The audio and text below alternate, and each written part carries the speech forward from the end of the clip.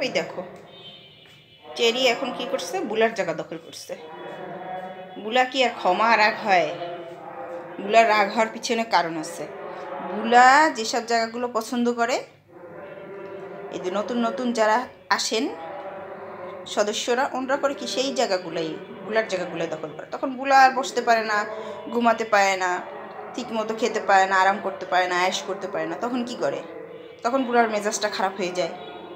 বুলা তো এমনি একটু খুবই একেবারে একটু উনি রাজার মতো উনি থাকতে চায়, একেবারে সকল সুযোগ সুবিধা ভোগ করতে চায়, কোনো টেনশন নিতে চায় না। সব টেনশন কি করে? আমার কাঁধের উপর দিয়ে রাখে, আমার মাথার উপর দিয়ে রাখে।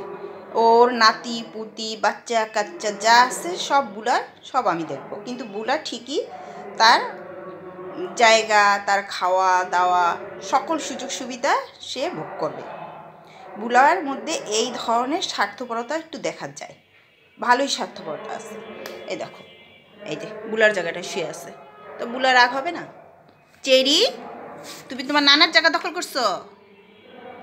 আর চেরি, তুমি তোমার নানার জায়গা দখল করছো?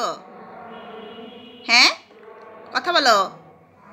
চেরি, তোমার নানার জায়গা কেন দখল করছো? তোমার নানা এসে যদি দেখে, বুলা নানা, তখন কি করবে?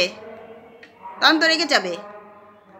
চেরি, চেরি এখন আর কথা বলে না, এখন হলো ঘুমাবে, সেই প্রস্তুতি নিতেছে। তাও আবার বুলার জায়গাটা, এই জায়গাটা বুলার খুব প্রিয়, এই জায়গাটাই সে দখল করছে।